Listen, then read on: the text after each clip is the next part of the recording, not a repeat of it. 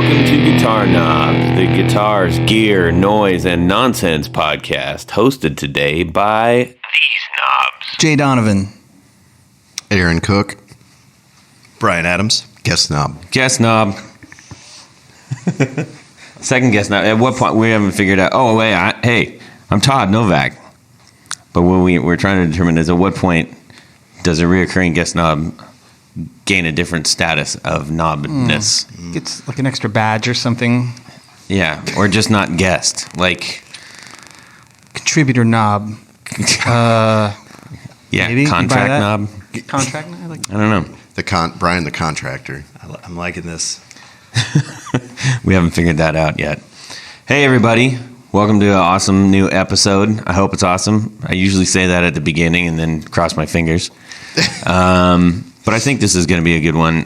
It's certainly relevant to a lot of us in this room and assuredly relevant to others out there.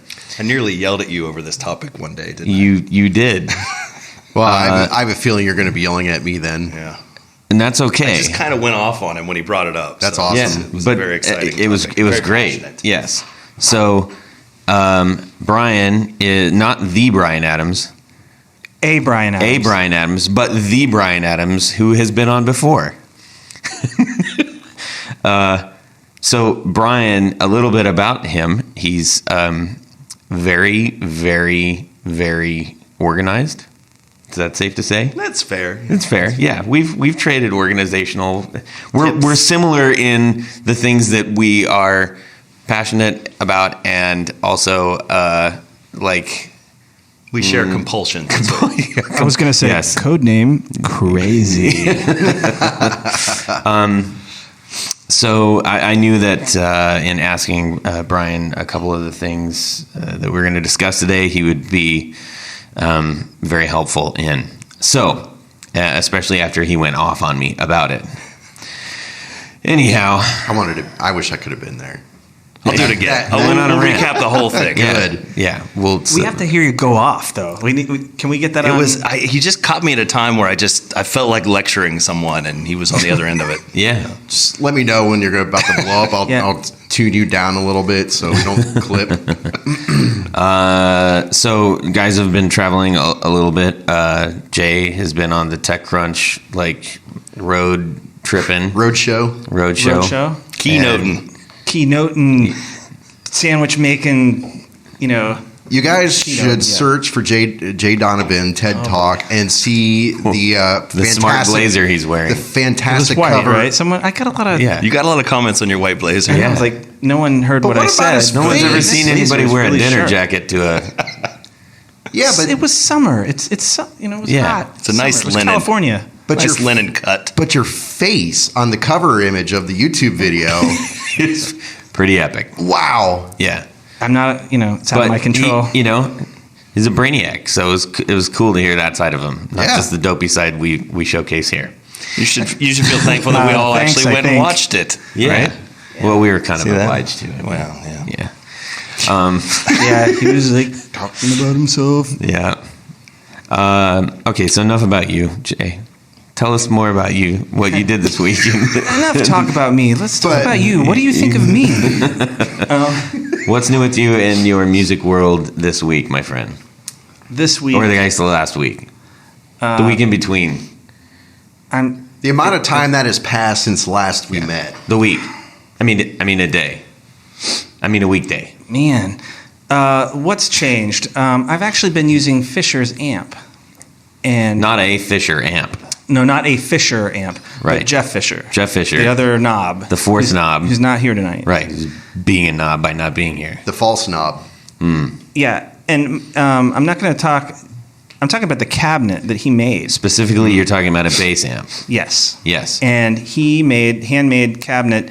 He powers it with. I'm not going to talk about the power section at all. Just this cabinet. He Okay. made this 12-inch, and it's pretty sweet. the dude made this by hand. He That's how things are made. yeah. Well, not everything. In Some things are made by America. robots. Yeah, I was going to say. Yeah, lots of things are made by robots. There's no robots in America. Merc. No, but Jeff made this. He ported it really well, The amp is light. It's easy to use. There's a lot of detail where everything's stapled and covered. You're talking about the cabinet. Yeah, the cabinet. Okay. He's an artist. What else would It's we a little be piece talking of about? artistry there, and it's a 12-inch, and I can't remember what cabinet he put. So or he gave you what, his big 12-inch? Stop. I knew there was a joke coming. I mean, I set that up actually. Okay. We talked about this. No,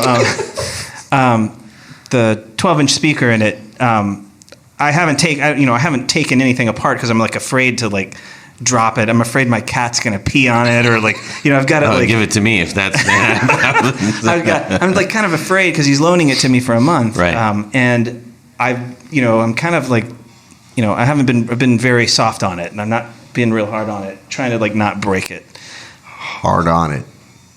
So anyway, I don't want to break the thing because it's really nice. But what I really like about the cabinet is it gets really loud, and the thing doesn't vibrate and fall apart. It doesn't sound like it's falling apart. Jeff really did a good job.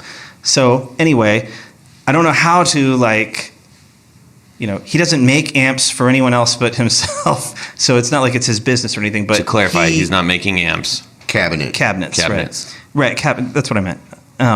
But the point is, he could make cabinets for other people. So Yeah, we're gonna make one. You are with him? We'll get into this later. He's a magician with wood. Yeah. Oh, whoa. Sorry about Come on. So Pull Turn yourself off Skype, dude. Jesus. Pull yourself together, man. So what was the speaker configuration? I know It's you like said a it's a 112. 12. It's a 12 and a port. He's got a port. There's no horn. There's no. No. Really? I thought he said there was a horn. No, there is. There is a small one on the top. We're That's gonna right. make Yeah. you say that. My bad. So we're in a spoke too full quickly. range bass cabinet then, Yeah. with an airport. Yeah. Cool. Yep. That's pretty neato. How do you finish it? It's all black. It's felt, Felt but he's got corners. He's got the plastic on the corners. closed back, right? Yeah. Okay. Yeah. It's pretty. It's like a real. I'm like, hey, this is like It's like a real cabinet. You're a real boy. Yeah. I know he tinkered a lot on that thing. Yeah. We had a lot of early conversations when he was putting that thing together. So I think it went through a few sort of trials and errors.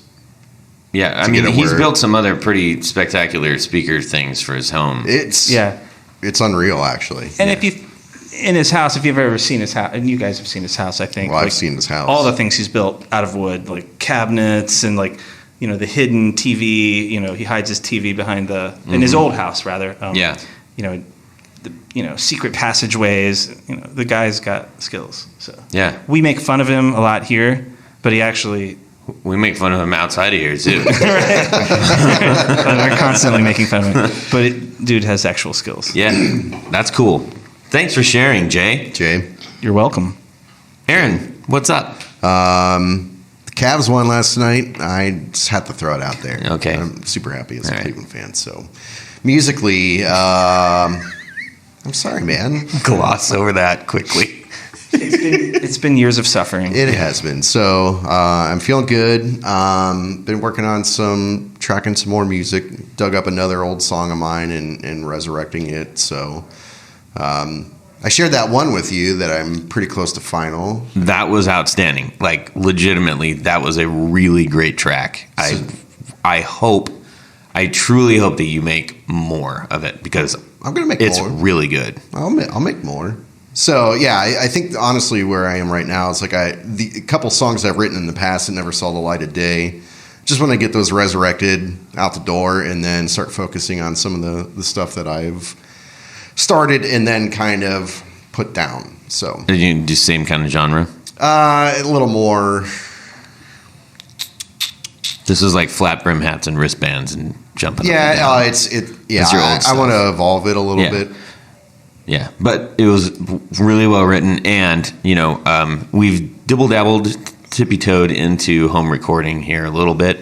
I know that we're gonna talk a lot more about that as we progress, but I was very impressed at the how well it was recorded. You're setting the bar too high. I will eventually share this, and people will listen to it and be like, "What the hell?" No, well, hey, doesn't matter what you do if it sounds good. What kind of Yeah. mics? Well, basically, everything's just fed into. I have a Focusrite input or interface, so everything's going in through that. Drums, I use a program or plugin called Easy Drummer 2, and then I customize my own beats. So right when you say, "Oh, I used a program for drummer," immediately my brain says discount, right? And I don't know. I mean, it sounded legit good. Yeah, you can get. They're getting pretty good. Yeah. The samples are getting really, Yeah. really good. You mean they're getting pretty well? No. They're good. So then, vocally, or if I ever, my buddy Jake's gonna lay a trombone track down on that. I'll He's eventually playing do in my some band. Yeah, an acoustic guitar. I have a Rode NT1A. I think I've talked about that before, but that's basically the only mic You went that I on use. and on about it. Yeah. on. And you know, the girl you had singing was Shut up! I seriously am starting to think there's a girl singing on I'm that. not in on the joke. What is it? he. Do you sing falsetto? I didn't know that he No. was singing. I didn't know he was singing. I was like, this is kind of a higher register, a little bit higher register, and it was, you know, Yeah, kind of it's- smoothed out, you know, and it was like, it just, You are kinda it sounded girlish like, now, it kind of sounded like a ballsy chick singing a little bit, but then I was like, whoa, wait a minute, and then I heard a little bit of your rasp in there. Yeah. I was like, holy crap, that's Aaron. Yeah, I mean that song does. There's a couple parts, especially vocal harmonies, where I'm starting to get to the top of my register. Yeah, I was impressed all the way around. What guitars were you playing? Let's see. On that one, Flying V, my Epiphone Flying V. What color is it? Tell us about the guitar. It's a gear show, dude. yeah, it's a two-tone, black and white, like split right down the middle. Epiphone Like a Flying V. like a Schenker? Like Michael Schenker? Maybe. I mean, like Michael Schenker. Yeah. Yeah, my buddy told me when I was in my old ska band, like, hey, I found this thing on Musician's Friends. Oh, yeah, You should get it. two-tone, So for I sure. got it. And then the other guitar I used was on the left channel is my Les Paul Jr. Just so I have, when it came to the distortion or the distorted crunch or guitars, I had one smooth and then one that's a little raw. Mm-hmm. Raw. I'm familiar with that one. Yeah, you are. You dialed it up for me. Mm-hmm. Did quite, you like quite nicely? mic and amp and cabinet though, or did you use modelers or something? Yeah. Okay. So, and It's everything's really clean, but still sounds good. Yeah. good enough. Yeah. I mean, eventually I do. what Legit, it sounded like a Yeah. produced track. I The modelers are pretty good too. I mean, like, yeah. mm-hmm. What? Tell us about the settings you had going on that. The Like, what? do you remember some of the, like where you're modeling cab? What were you playing as far as your cabinet goes? Let's see. So both the started guitars were Marshall JCM 800, even though they really aren't. They didn't. It's the basic Marshall half stack plugin that comes Sure. in Logic that I've sort of dialed up my own way and just Mm-hmm. tweaked it a little bit. So that's the one that I use on both the sorted guitars, and then let's see. There's a clean guitar that I did in there that is I forget. It's an old Fender. I can't remember which one, Okay. but yeah, because I tried a bunch of different things on that clean one. Yeah, you did a bass as well, right? And you recorded your Yeah, bass. basically, I didn't model any amp on that. I just used direct and then EQ'd to taste. What were you playing on that bass? That bass is my OLP Stuart Spector model. So OLP was this brand that was in existence for a couple of years in the early Music Man. 2000s. Right? It was a Ernie Ball. Yeah, so derivative. they got the license for the Ernie Ball Stingray. Does it stand for original licensed product? Yes, and then Look at me. Yeah, Huh. and then I bought the Stuart Spector kind, which I love that bass. Yeah, that's the one that I typically track. Dude, I had that bass. That's not the one. No, but the Administrative Information has pulled up a Perloid pickguard, all black knobs, black hardware, Stingray bass. You had that? I had that, and I sold it. Why? Because New guitars. I was a dum-dum. But I wanted other stuff. So, anyways, I had to get my stinky PV bass. Yeah. Anyways, cool, man. Thanks for sharing. Sure. Looking to hear a lot more of that. Over to Brian. Yes. I have actually started playing out a bit more. I had been taking a little break with the band and getting back to shows, and just started back this last weekend. So got a big summer schedule full. So This is a busy time around our parts of the country. Yep. It's getting started again. So I've actually been in gear selling mode too. I'm a whole separate topic, but I've sold some things on eBay recently. Potentially sold something to a famous person, which we won't get into here. Wait. Give away too many secrets. why had We you have not to get do into that? that. I sold this, so we'll get right That into wasn't it. a setup, by the way. That was No. legit. Like, we're like, what the hell? What? So, not super famous anyway, but I sell this thing. I had a Universal Audio 2192 A to D, D to A converter, big fancy thing. When I was using these old DigiDesign boxes, they had just terrible converters in them. So I bought this thing years ago. They only made it for a few years. It was awesome. It was designed by the guy that went on and started Burl Audio, like really high-end gear. And I thought, I'm not using this anymore. I've upgraded my home recording system. I'm just not using it. I should sell it. So I stick it on eBay, get a lot of offers for about a tenth of what I have it listed for. And then I finally sell it. And I'm like, man, this guy's name sounds really familiar, but not so familiar that I should know who he is. So I start Googling, and it's Warren Buffett's son. And he records all kinds of albums. Buying and stuff on eBay. What's his name, Jimmy?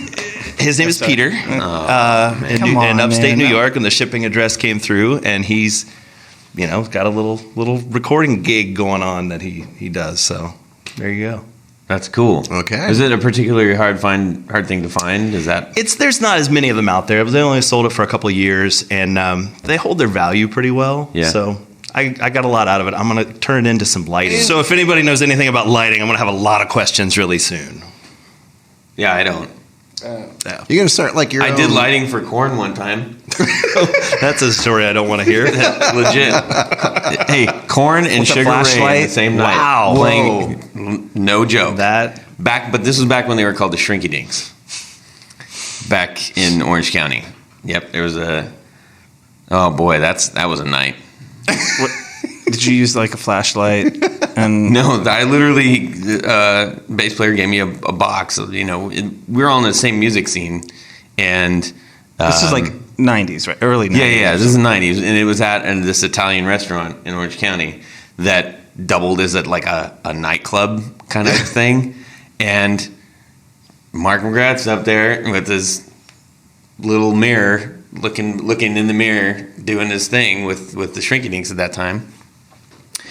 Shortly after that, they became Sugar Ray, and then Korn was in its infancy, and so I just watched Monkey doing the bass, and I was watching him and just doing the little levers to what he was doing. Like, hey, can you do lights? And he gave me a pitcher of beer, and I'm like, yeah, okay, anything for a pitcher of beer. Yeah, totally. yeah. Anyways, so that was a story. So okay, lighting. Getting some pro lighting for your That's going to be the new purchase. because you do self-sufficient shows, Yes. right? Yeah. We have all of our own PA. We have some lighting. It's just not super intelligent yet. But we use one of the Mackie digital mixers, so everything's run from an iPad. Mm-hmm. So I've already purchased the box to convert Wi-Fi into DMX control, so I can control the lighting with it. So our sound guy will actually be able to do lights right from an iPad app called Luminaire. We're using this $80 app called Luminaire. So we don't have a snake, we don't have a front of house console, we don't have any of that. It's all just a dude sitting with an iPad, so he'll run the whole show from an Dude, iPad. you're the most highly technically evolved, not nationally touring band in history. I like gear. I like gear a lot. sakes. What's the name of this gig? Which one is this? This is the cover band I've been playing with called Off the Hook. I started Off the filling Hook, in with okay. these guys about 4 years ago, and I just kind of never left. Then we started buying gear together, so I guess I'm kind of like in the fold now that I own gear. But this is a like one where you go like, hey, we need you to play for like 4 hours straight. Yep. Yeah, we'll do like 4-hour shows. We're up on Lake Erie. I don't want this to discount it weekend for a because big it's show. like that's Gotta know that's a all huge the- task. Yeah. It's People discount that. you probably, in the course of a night, we only take one little tiny about 10-minute break, so Ooh. it's nearly like a straight 4-hour show. Right. Straight up. So you're wearing diapers.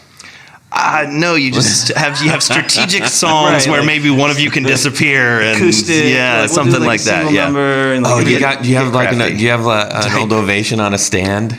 I did. I was when I went to Florida on vacation. Yeah. I was actually I sat on the plane and I downloaded 3 or 4 more podcasts and I was listening to you guys talk about it. And it's the Gracie stand. You need to call it by its name. And The yes, Gracie stand. I do own one. I had I one love back in the '90s, back before I switched to I started putting those little Fishman bridges Oh, yeah. on, so I Yeah. could Yeah. do the acoustic thing on all my guitars. But back in the day, you had to step up and hug this Yeah. thing and What play. would be epic though is if you kind of did a hybrid of that, like via Bon Jovi or whatever, and oh man, I just totally blanked out on the Richie on the name Sambora. of the movie. Oh my gosh, I'm gonna get crucified for this on air. Dead Space, Dead Air. Yeah, this is awkward. the movie. Yeah, we'll back Wait. up. What's the movie about? Yeah, tell This us. one goes to 11. Final Final Tap. Tap. To get me back up, don't. I'm not doing this. We're exposing you for the No, fraud you are. absolutely not. I had that on a license plate frame for like 5 years. For It goes Pete's to sakes, in 11? California on my truck. It says, yeah, but this one goes to 11. Legit, that's a real thing. Not necessarily proud of it, but it's true. No, You should be proud of that. That's a All right, I'm proud of that. No. classic. Anyways, yeah. So we're if you moseyed on over to the what's it called again? The Gracie stand. The Gracie stand, and instead of actually playing the ovation, you played it with your electric guitar. That would be one way to do it, Oh, I guess. man. Yeah, I had Silly a makeshift times. Gracie stand for my upright, but it was just a dolly. So I used to strap Yeah. my upright You had a bungee cord. bungee cord to a Yeah. big red dolly. So you could just move it dolly off. cart. Because we would do this one group I was in. We would do this kind of like Zappa thing, and we would go back and forth between these little jazzy numbers and like all out. We would do this Zappa thing. Yeah. Well, we We'd would learn, just we'd learn a few 40-minute do a songs. Zappa And, thing. like there would be like maybe 15-minute songs or longer, and then we would switch styles all in one song. And so I'd play like these little jazz ditties, but we wanted it to sound kind of like an upright. So I wanted it to sound like an upright. So I just strapped this upright, got an ABC box, like one that was powered with a battery, so you can hear the click. And I would run back and forth between electric and upright. You amaze me every single time we do this. I know. You never know. I know. You never know. Man, so many layers to uncover with you. It's like an onion, man. Damn. an onion and a white sports coat. Yeah. You know. So what have you been up to, Oh, Todd? thanks for asking, Brian. That's a good question. It is. I have been up to an awful lot. We've got a show coming up this Friday. Shameless plug. It'll be over by the time anybody hears this. But so I recently purchased I was on the search for a boost pedal. I mentioned in a podcast before, and did the due diligence of spending hours and hours and hours on YouTube and the internet, and ended up getting a Busta Grande, a used Busta Grande, a BBE Busta Grande off of Reverb. And it was cool because I didn't want to get something that colored the sound. I wanted it as clean as possible. Granted, it says it's a clean boost, but a lot of clean boosts. Was it 20 dB? Is that what it says? You better believe it. +20 dB. And it's when you get it, you're like, Right, It's not aesthetically awesome in any way, Nah. shape, or form, but that's okay. But that's I like that actually. Well, that's nice. I'd like a like little. the I like iPhone put of some pedals. Yeah, put One some, button. Yeah, it's kind of one knob. some Anyways, it sounds great, and it. So is this you're playing the Vox now, right? I'm playing a Vox AC15. So you're just trying to hit it a little harder just to get it to grind Right, a little because bit? there's a couple tunes where I need to back out of that, and but this one keeps it at that. Like if I had everything cranked to 12, so the Your amp amp was goes really to 12? pushing. Mine goes to 12. You're trying to do an 11 here, 10. Push everything to 12. Why not just make 10 louder? I don't know, because 12 is already on there. I think it actually does go to. I should know this on my own amp. It just you turn all the way to the right.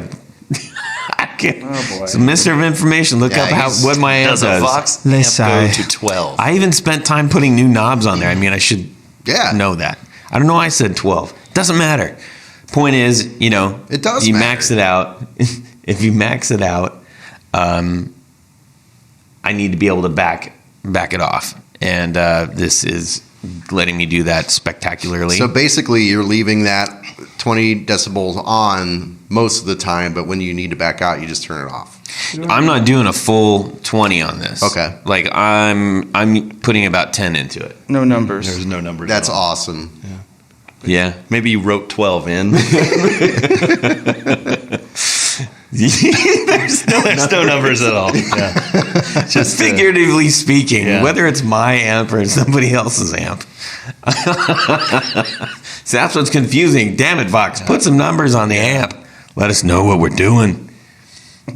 Anyways, so yeah, it was cool because there's kind of a sweet spot you got to find if you're at like 9 o'clock.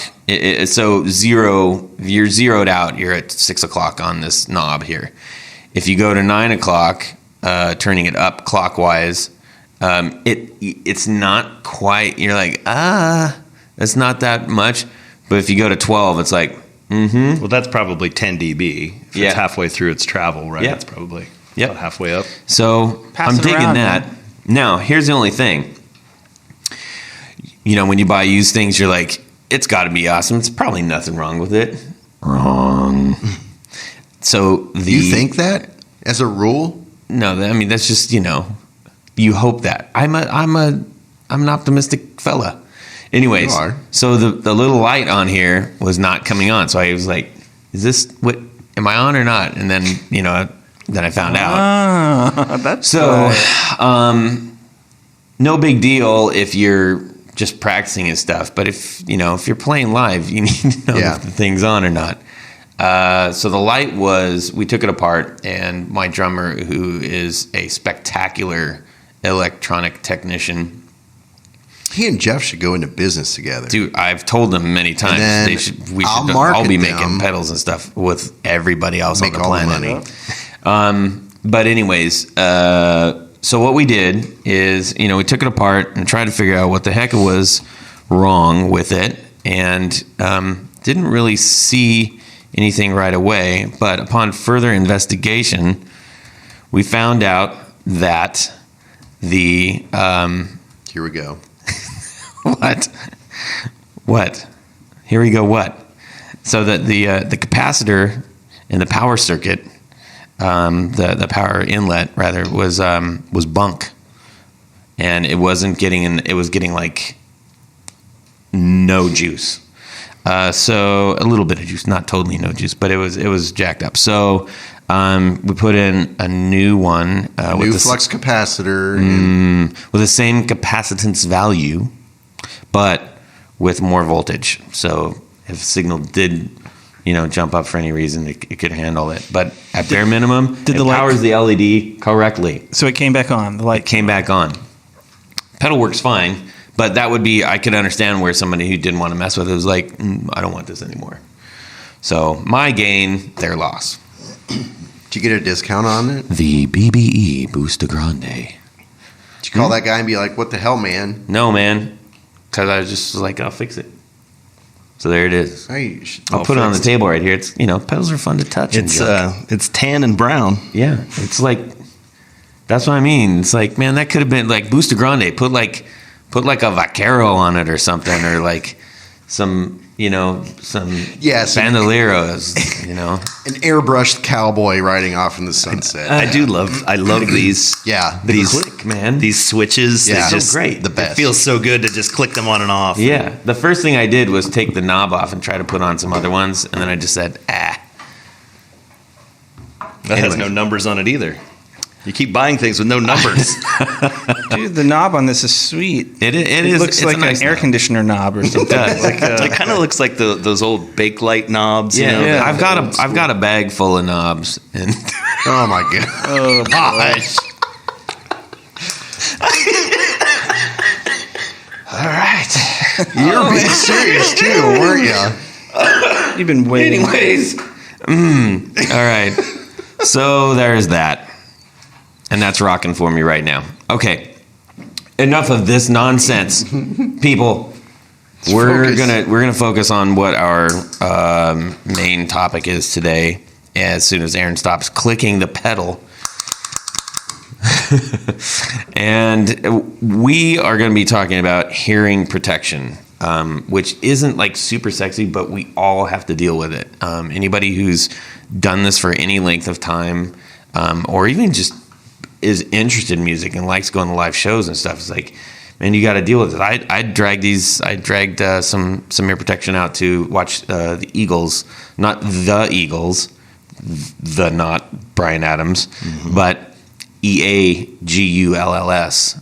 They're a small London, or not London band, but a UK band. And they came and played for us here in Columbus, and they were awesome. Great band. Go check them out. And glad I did. It was helpful to my ears. So the reason that we're talking about this is that a little while back, so I'm a fan of Eddie Trunk. Probably a lot of you know who he is out there. He's got the That Metal Show, and he's got his own radio show. He's got a million Nights different on things. XM. Yeah. So the Eddie Trunk podcast is really great. He's got some fantastic interviews. And at one point in time, as anybody knows him, he was talking about hearing loss and how he's really worried about it. And obviously, he's been going to gigs all his life, and he knows everybody in the rock music industry. And so many people he was mentioning is like their hearing is totally shot, or is bad enough to where it's like they're having to take drugs to settle them down. And I didn't really understand. I was like, hey, how bad can that really be, right? Well, shortly thereafter, the first thing I did, I said he was kind of talking about this one brand of, I guess you could call them disposable hearing protection things, and he endorsed them. He's like, I take these to every show now. Like these have helped me out so much. I'm like, cool, sold. I'll get them. Got to start somewhere. So got them, and I got to be honest. I went into my practice, and it sounded like it was at the bottom of a swimming pool. I couldn't hear myself sing. I couldn't hear, and I was trying. I was trying really hard. I was like putting them halfway in and everything. And then I just ended up taking them out. Well, as a result, like I started getting a little Morse code in my right ear, and that scared the crap out of me. So a little high pitch, it's always on, like a signal, it's always on, but never sustained. It's just kind of in and out.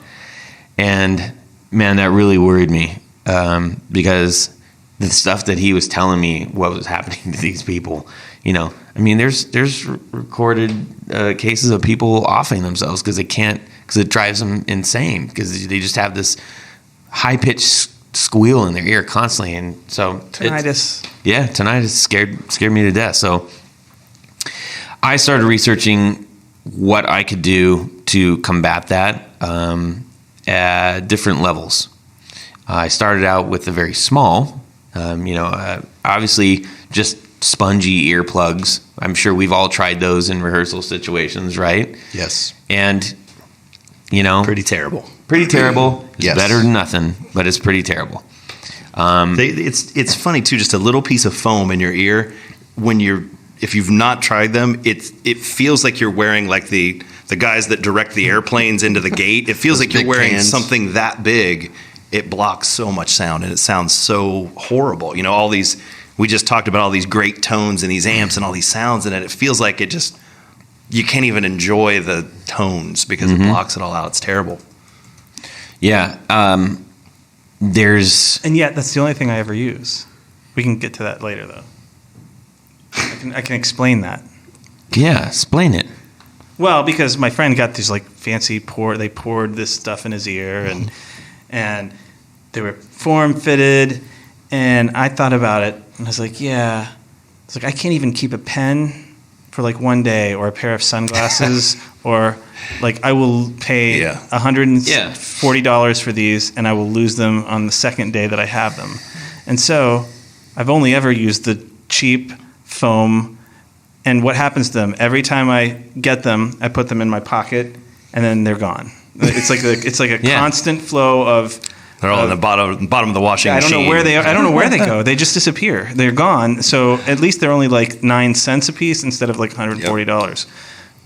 Well, but I'm trying to say that they're still absolutely necessary, and they totally suck. Yeah.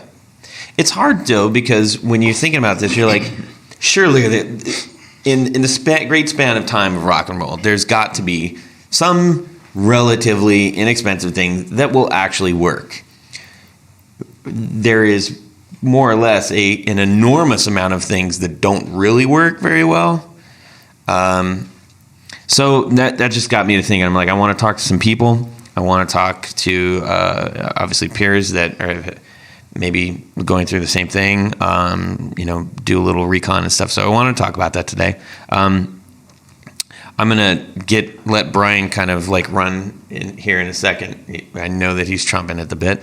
I did put the ear, so the ones I got that Eddie Trunk was talking about are called erasers, like erasers, but with an A at the front. Erasing, or like a razor that cuts your ear? Like eraser, like eraser. Eraser. EARASEARS. Eraser. So like you're erasing the sound from your ear. Okay. But it's an ear in front of it. Anyways. And they're silicone cups. They're not full silicone plugs. So the idea is that I'll pass these around. Have these been in your ear before I touch them? We'll leave them in the sanitary case. Yes, they have. What these kind of look like before you describe them? We'll talk in a second about in-ear monitors, which is something that I use, but it almost looks like someone has just chopped the tip off of like an in-ear headphone or something, like just the part that goes down in the canal. That's what it. I'll leave that alone. But that's kind of what it looks like a clear version of that. Yeah. It's a cup. So the idea is that it'll. It's the tip of a cup. It's never not funny. They look like diodes or something. Yeah, they got these little pull things, kind of like when you see it. If you're talking to your grandpa or your grandma. And you're like the hearing aid, the little antenna thing that sticks out and goes like a shrimp. They look like shrimp or something. Yeah, like a ghost shrimp. Why would you smell the earplugs? Indian food. Indian food? Oh my God! What are you? Are you saying my ears smell like Indian food? It kind of smells like like a tandoori or. More like a curry. Anyways, so I rejected those, and I came to Brian, and this is where it all. This is kind of where it all started. This is where I ranted. This is where he went off. I said I spent some time, and I went to the site, and I got these things called dubs. Now the name is off-putting for me, just because you're way too old for something like that. It's all hip-hoppy and whatever. But what I found out was that these, first of all, like ergonomically, they're really good. I was impressed with the way that the site, positions them, both from a style and ergonomic sense. But it isn't just a plug. It's not a solid piece of something. It is several pieces of chambered materials. So the idea is that it helps to filter. So if I put them in this room, I would definitely hear all you guys from a clarity in the highs, but it definitely muffles all the lows, which is problematic if you're playing in a small rehearsal because the lows and the mids really tend to boom. So that makes it incredibly muffled. And kind of basically squishes out my high end. It was helpful at a show, I will say. I had these at the show. As in like not a show you were playing, but at a concert you attended, right? I couldn't wear these playing live. That's kind of the problem. I think that's what I said. So anyways, I'm like, dude, look at these. I got them on special for $20. They are $25 at getdubs.com. And they're a good solution for $25. It's a heck of a lot better than foam earplugs. And you can get them in a variety of colors.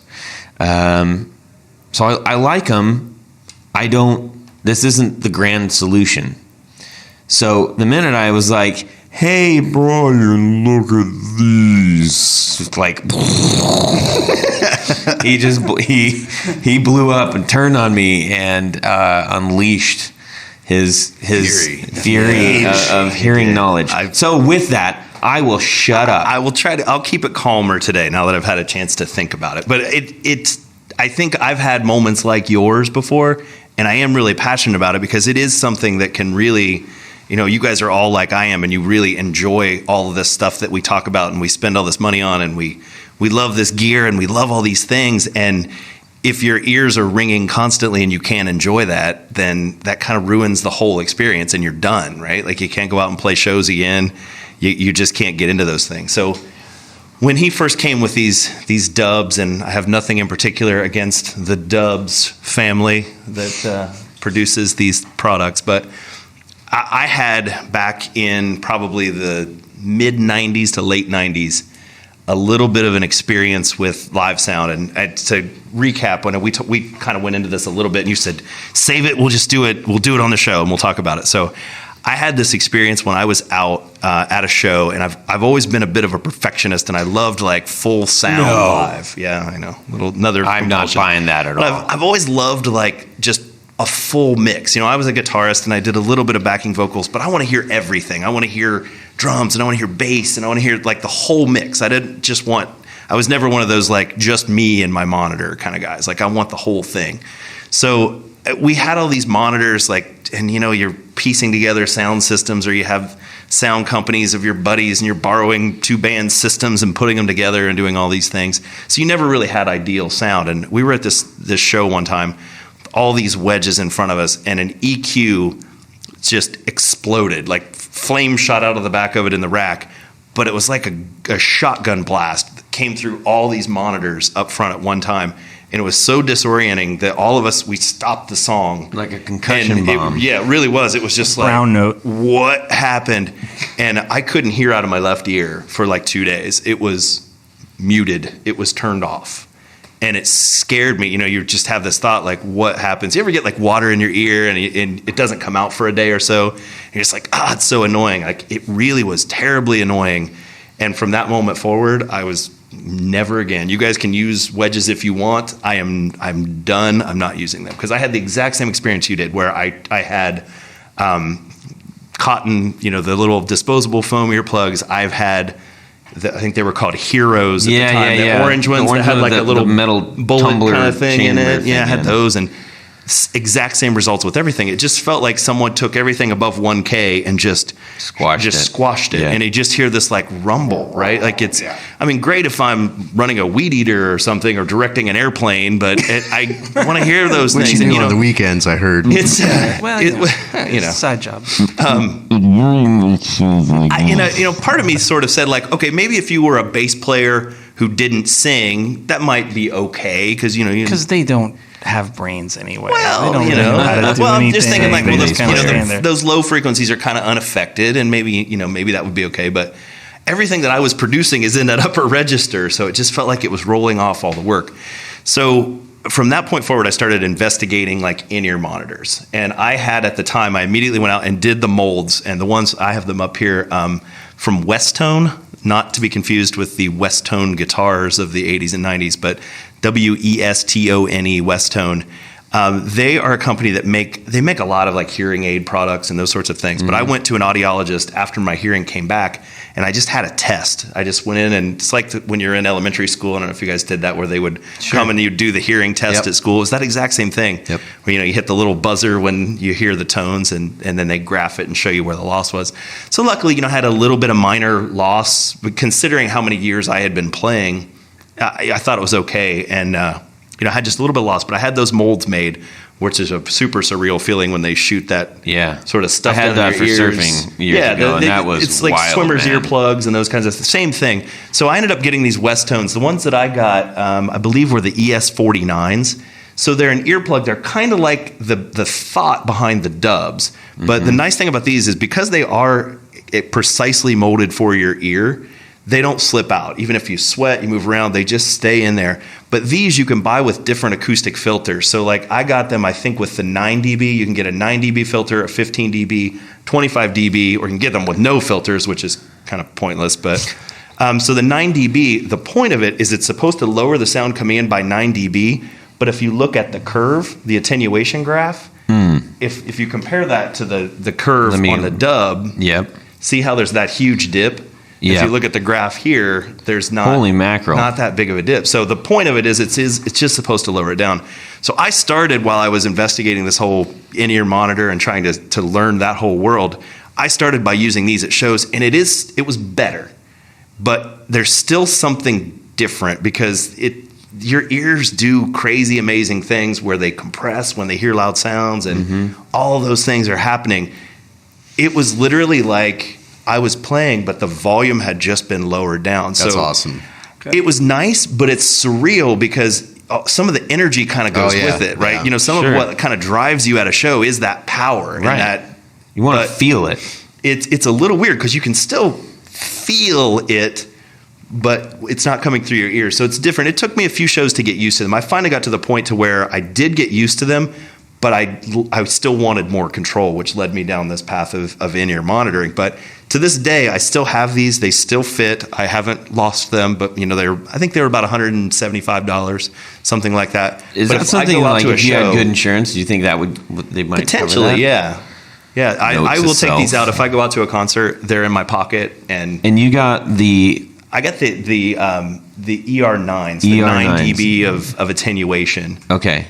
So it goes to 15 and ER25. The ER25 is 25 dBs of Which is a attenuation. lot. So that's a lot. knocking it out. And you can notice there's a graph on the website there. If we look at the 25, the fall off is a lot more dramatic on those high end frequencies. Taking it down.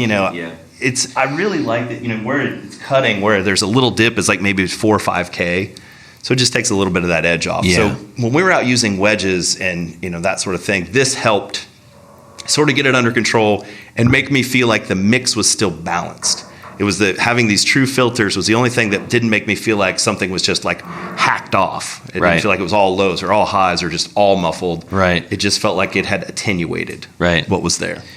Yeah, that's what I was struggling with these with the Dubs. At least playing live, listening to a show it was good. I still was getting the impact of everything, but I mean, there's no way I can use them live because I have to be able to hear myself better than the inside of my head is telling me I am. After a lot of research, I highly recommend this. And there's a lot of companies make these sorts of things too. You can get them from a lot of different people. Can you say that one more time? So this one, what I'm looking at, their West Tone is the brand. I'm at the earplugstore.com that carries a lot of different things there, which, there's an earplugstore.com. Yes. But the thing that I would suggest is, and I still do this fairly regularly, go to an audiologist and make an appointment. I went in to just get molds made, and I'm thinking like I don't care what it costs. I want to protect my hearing. So I found an audiologist here in town. I'd never been to her before. I went in and said, I'm a musician. I just want to have a hearing test, and I want to get some molds made. She gave me a test and did the molds for me and didn't even charge me. Wow, I need to listen to her. She was just like, you're doing smart things. This took 5 minutes out of my day. I didn't hear that. I was thinking that, but you actually You guys said are it. all thinking it. Come on. So, what was crazy is I went in and I said, I'm a musician. I want to get a hearing test. And she said, well, I can tell you're not a drummer. And I said, well, how can you tell I'm not a drummer? And she said, because you heard in the waiting room when I called your name. And when there's a drummer there, they can't hear it. I have to say it 3 or 4 times. And I started asking her more questions about that. And I said, so are drummers the worst? And she said, drummers actually come in and have worse hearing tests than hunters who go out and fire guns without hearing protection.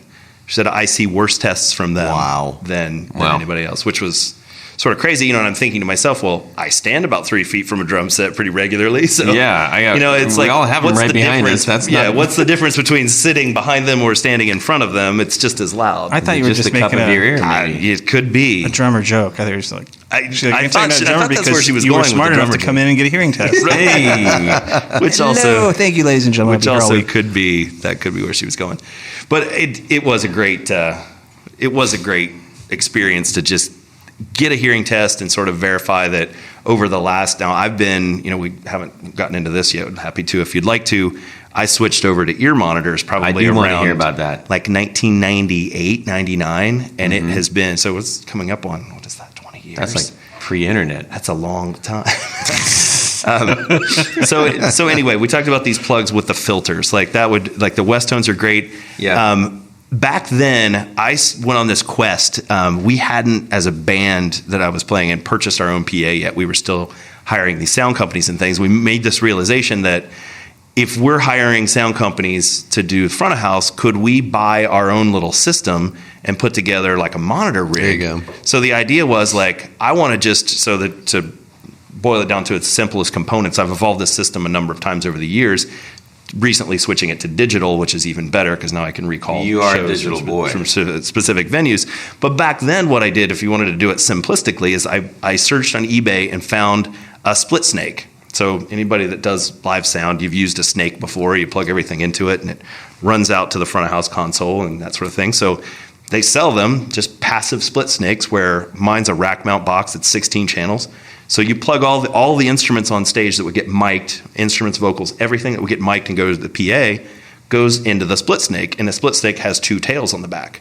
One, you just hand to the sound guy and say, hey, here are all our channels, they're labeled, plug them into your snake.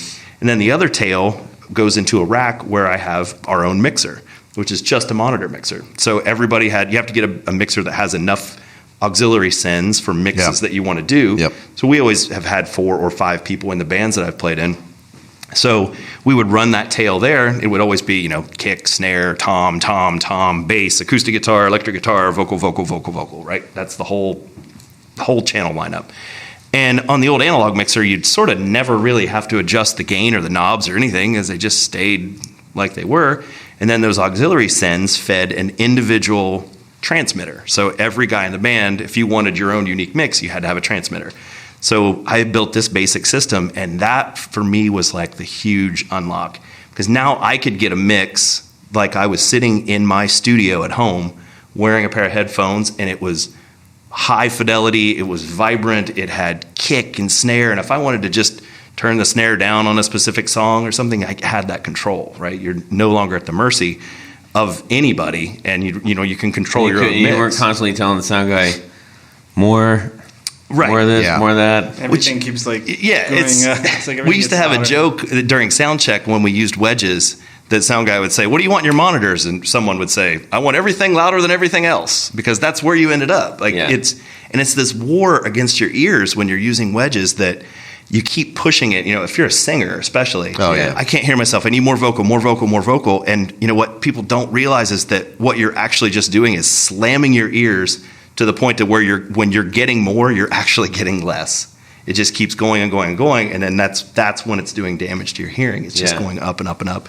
With the in-ear solution, the mix is so thick and so fat and so warm. Things that you could never, like if you wanted your bass player's bass to be cranked up in your mix, you would never do that as a singer, because now it's starting to mask the frequencies of your vocal, right? You have to make those compromises. When you're doing an in-ear monitor and control your own mix, you can really make it sound like it's a studio mix. The beautiful thing about today's system, that basic layout that I just described there with the split snake and the transmitters and things is the same, but what I've built for other bands and what I've built for the band that I'm playing with now is we built the system around the Mackie, I believe it's the DL1608, the little iPad. There's no faders on it. It's just all an iPad app that you dock or you can run it remotely. Behringer makes a nice digital mixer for that too, but because it's digital, we'll go early to a show, get a nice long sound check, get it all tweaked out, and save it. Then we go to different venues, and the nice thing about this mixer, now that we've added the front of house PA portion to it too, we can have a guy go out front with an iPad, who's our engineer, mix the left-right mix for front of house. If you need him, your hands are busy, you could say, hey, turn this up in my monitor, and he can do it from out there, or you can walk back to the iPad and turn it up, or you can load it up on your iPhone, iOS device, and you can control your own mix from that. So we still have the same setup with the split snake and everybody's individual transmitter, but we've expanded it to be something where you can store it and save it from show to show to show. That's so cool. If you get in a certain venue that might be super boomy and you cut some low end out of some things, you just save it for that venue and you go back the next time. Recall. So we don't even sound check anymore. You just plug in and just kind of go, oh, yep, everything's working. Right. You just make sure the cables are good. So do you recall when you were telling me about that, and you're like, yeah, right, this, yeah? And I was like, that's awesome. I am not doing 4-hour shows singularly with a snake. It's like, I set up, I've got wedges, I got a mic on my amp, and I tap mine and go, check. That's the extent of my sound show. It gets more complicated. Like the shows that I go out and play are typically like we're there for 4 hours. They're long shows. Or if it's us and another band, a lot of times we'll provide the sound and then let the other band play on our stuff. But I gave you a couple pointers that day. That there are, like, the way that I just described is my favorite way to do it. If you want to build your own system and you want to carry it around, you could carry a small version of that system in and just maybe not run everything through it. You could do something like that. But we use the Shure PSM 200 systems, which are... The Shure PSM 200. Which I believe has been discontinued, and they have just released the 300. It's kind of a middle of the road one. You could get them on eBay for used for about $300. New, they were more like 7 or 8. The Shure makes some higher end systems, but when you get into the higher end systems, you get usually two things. You get a lot longer range, which, the shows I'm playing, the transmitters are at most 15 feet away from me. I mean, they're often, I'm right on top of them, literally. Right. Unless you have to go over to the Ovation stand. Right, unless I have to go up to the Gracie stand, yeah. They're often right there. So I don't need range. I'm not, Britney Spears doing a Vegas show. Swinging on like a rope. Right, like I'm not doing that. And often they also add the ability to have a number of simultaneous transmitters. Like you can add 30. Well, I only need 4 or 5, so I don't need those higher end systems. So it's been a nice unit. But the PSM 200, the thing for someone like you that might be going into a venue where you got house sound and you have 3 minutes to set up if you're lucky, those sorts of things. The nice thing about the PSM 200 is that on the front, it has 2 inputs, and on the back, there's the reverse of the XLR connector, and those are just direct wired loop throughs. So you could take, for instance, you sing and play guitar. You could plug your vocal into channel 1, your guitar into channel 2. There's a knob for each one, a little tiny 2-channel mixer setup. You can control it. And then you would, out of the back of that, that's where the sound man would plug in your vocal and your guitar in the straight loop through. So your volume wouldn't affect that at all. Then you could, in your ear, get your guitar and your vocal. Obviously, you couldn't get the rest of the mix because there's nothing feeding it. Right. In our case, what we do is we run things to a mixer beforehand. I get the whole mix. I literally want everything. I want overheads. I want kick. I want snare. I want anything and everything if it's going into the front of house mix, I want it in my ear. But there are guys in the band that I play with that get the lead vocal, a lot of their backing vocal, and then like our singer, he wants bass. He uses bass to cue his vocals off of. Yeah. 'Cause, you get some bleed through other pieces. Yeah. But his is mostly bass and vocal. So you could get any or as much or as little as you want. Man, oh man, I think we're gonna have to revisit this again at some point in time. In some other point time, whatever they say in the some words other time today. point. Yeah, that's like it's so much to think about, and but it's solid. It makes me want to run out and get one of those, but there's Actually, I want to start a band again just so I can go out. yeah. I mean, it's something I have to face. I can't continue to do the same thing I'm doing with shoddy hearing protection.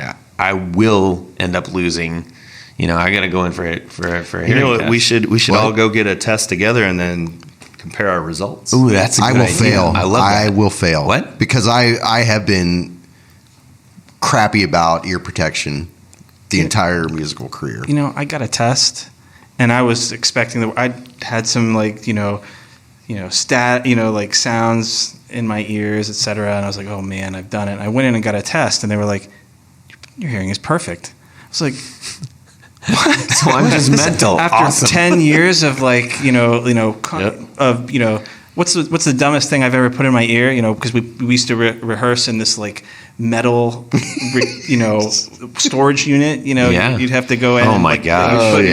your furniture in. Yeah. And it was so loud, and every once in a while I'd forget. And one time I put gum in my ear, and that was dumb. That was the dumbest thing I ever did. I put gum in my ear. It's like, I can't take this tonight. And then it got hot and it melted, and I couldn't get it out of my ear. Idiocy, right? It's kind of like But- waxing your ear with gum. It was dumber. It was dumber than that. It was just, or have you guys ever done the like napkins at the gig? You're like, Oh, oh, sure. shit, you dip it in water and put, Yeah. to make it expand a little bit, whatever you got to do. We had to do that at the restaurant the Yeah. other day. The The fire fire alarm went off, and it was just brutal, and we were instantly just shoving napkins in our Yeah. ears. But after It helped. after all that, I was like, sweet, I don't have to wear anything. Yeah. I started thinking that way. I was like, oh, 10 years, 12 years, and my hearing is perfect. But I got to think like how long. But there's a point, Yeah. right, where you Yeah. so you do have to pay attention. So I think you're really onto something here. Yeah. Can't get Well, lazy. stoked. I know that we're going to broach this topic again in the future. So let's get on to our top 4 real quick. Speaking of what we were talking about earlier, so our top 4 today is combo or head cab. Preferences. Okay, Jay. I'm going to start because here's the answer. It depends. So I don't think I can have one or the other. Because anytime it's an outdoor gig, it's got to be. I've tried both. Like It doesn't have to be like a flippin' Marshall stack or anything. no, but you need like a little combo, like a 300 or even a 300 watt combo that I used to have, that the Mesa Boogie Walkabout.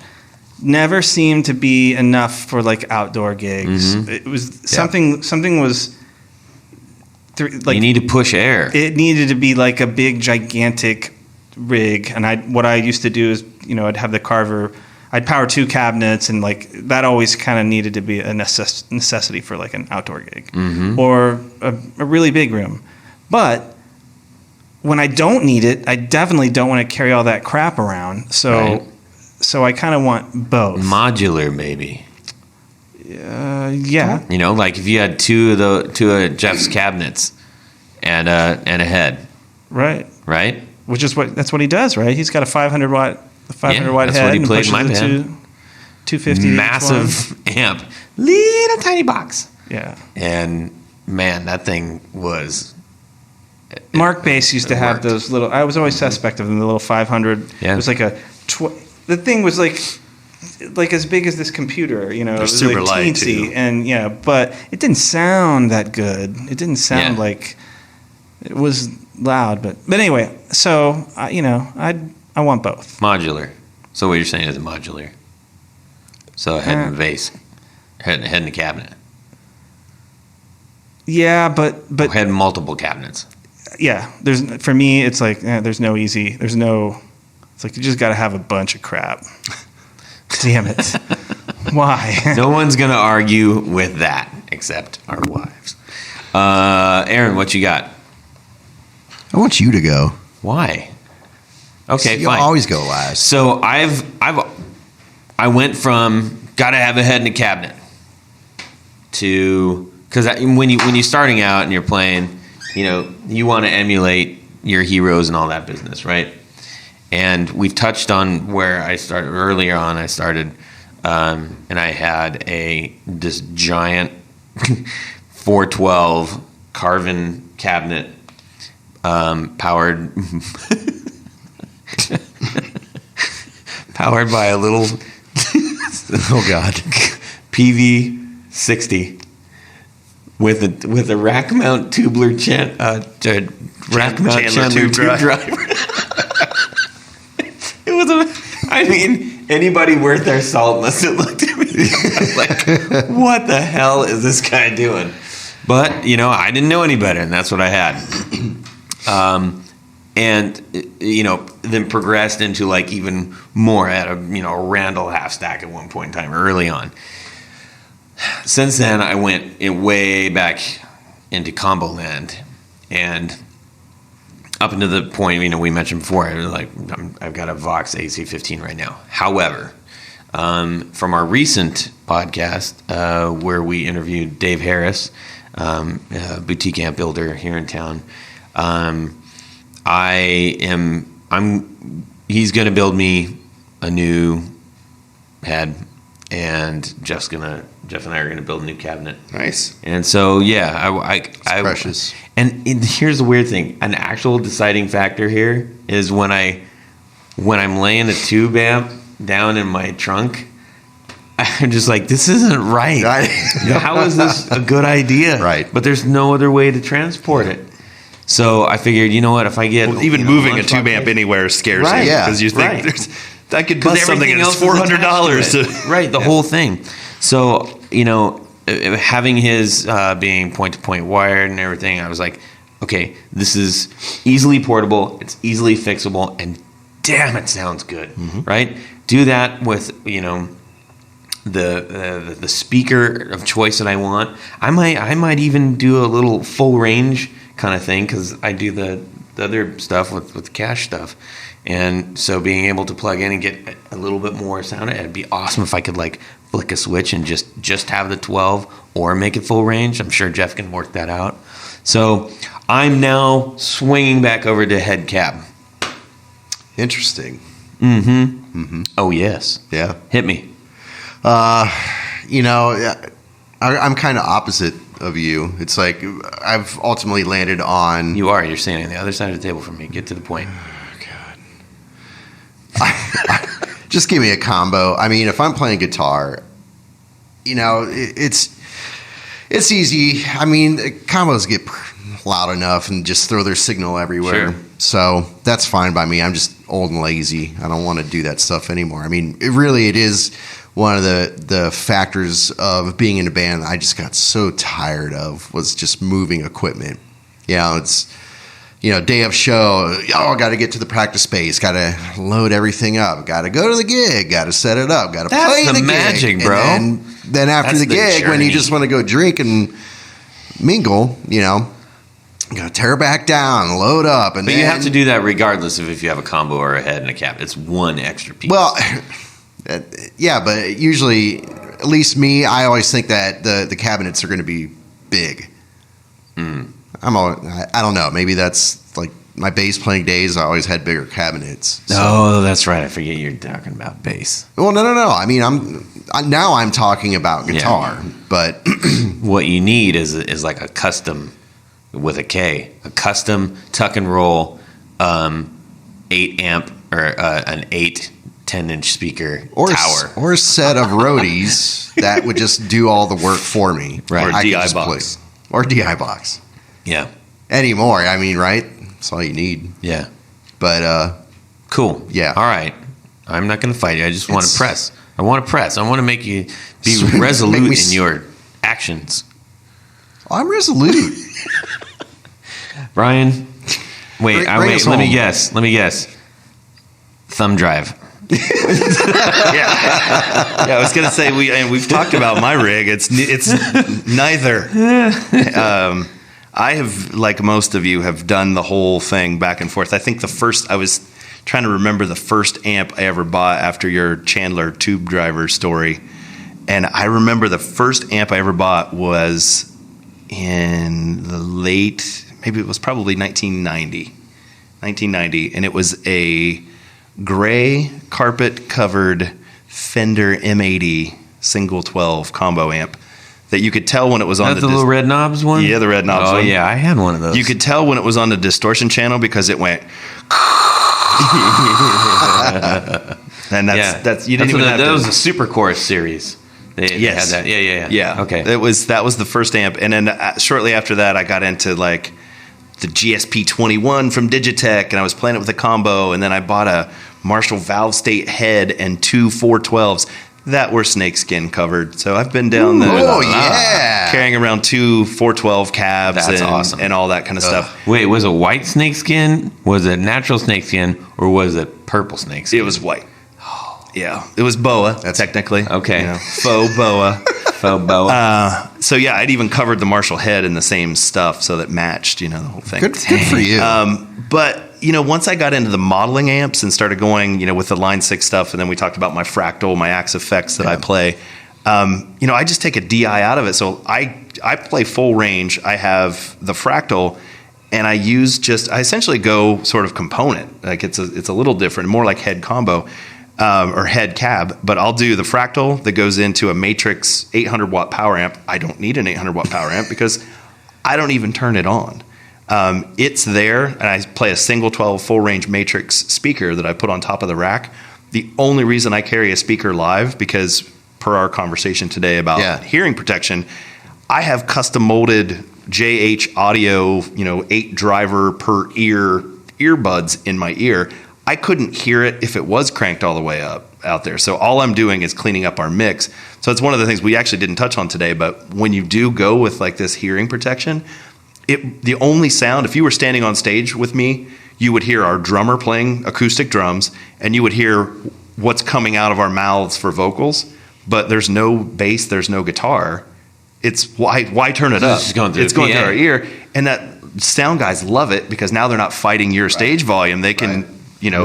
You're way more in the mix now because you're not fighting with it. The only time I turn it up live is if I need to get something to feed back. I'll go back and crank the amp up a little bit just to get it to, that natural feedback. So yeah, that's kind of my... that'll be helpful when we play the Skull down in Athens. Oh, I've played there.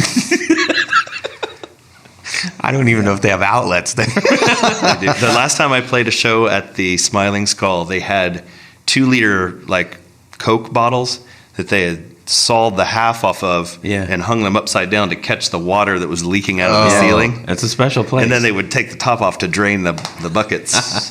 And they use them double for mosquito catchers in the summer. All right. Well, dang it, that was a good time. Let's do this again. Yeah, we should do one. Like we should do some more of these. What? I mean, that's the plan. But I'm just more podcasts. Yeah. Oh, you want to? Yeah. Okay. Well, that's it for these knobs. Please join us on Facebook.com/groups/guitar knobs to share your cool guitar stuff and thoughts on our episodes. We're on Twitter.com/guitar_knobs and also on Instagram @guitar knobs. If you'd like to buy one of our Guitar Knob t-shirts, come visit us at our website, guitarknobs.podbean.com.